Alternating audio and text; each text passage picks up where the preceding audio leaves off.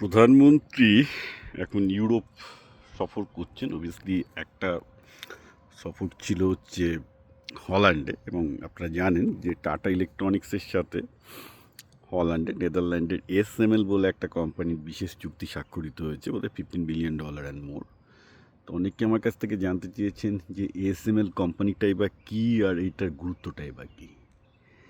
SML হচ্ছে পৃথিবীর সেই কোম্পানি যাদের এই সেমিকন্ডাক্টর ম্যানুফ্যাকচারিংয়ে মনোপলি আছে। অর্থাৎ সেমিকন্ডাক্টর ম্যানুফ্যাকচারিংয়ে ধরুন আপনি যে চিপগুলো, সেমিকন্ডাক্টর চিপগুলো, মাইক্রোচিপগুলো তৈরি করবেন, সেই চিপগুলোর জন্য যে মাস্কিং টেকনোলজি আছে, যে অপটিক্যাল রাইটিংটা হয়, সেই মেশিনগুলো অ্যাকচুয়ালি এসএমএল তৈরি করে, এবং সেখানে পাই মনোপলি। কেন মনোপলি সেটা একটু বলা দরকার।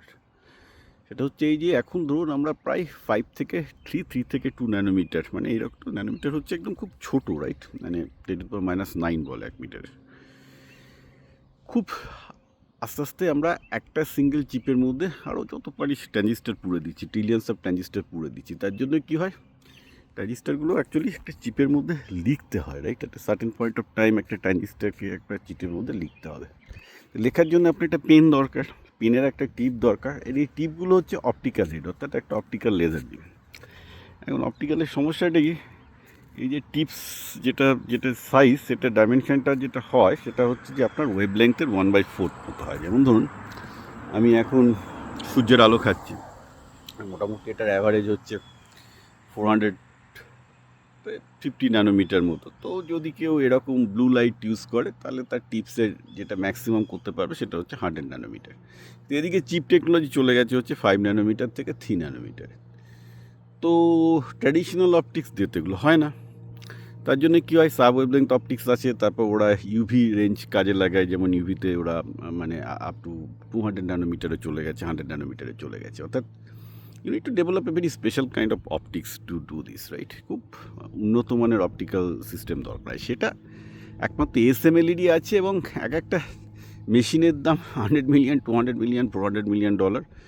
অর্থাৎ চারটে আপনারা যেসব প্লেনগুলোতে যাতায়াত করেন না, ধরুন আপনাদের অনেকেই যারা ব্যাঙ্গালোর টু কলকাতায় যে এয়ারবাস বা বোয়িংয়ের প্লেনগুলোতে যাতায়াত করেন, সেরকম 8টা প্লেনের যা দাম, সেটা একটা মেশিনের তাই দাম হয়।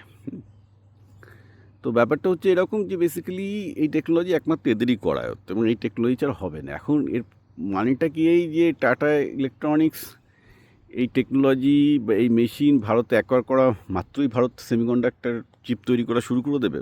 5 ন্যানোমিটার বা 10 ন্যানোমিটার বা 12 ন্যানোমিটার যাই হোক না কেন, 12, 5, 3 যাই হোক না কেন, উত্তর হচ্ছে না।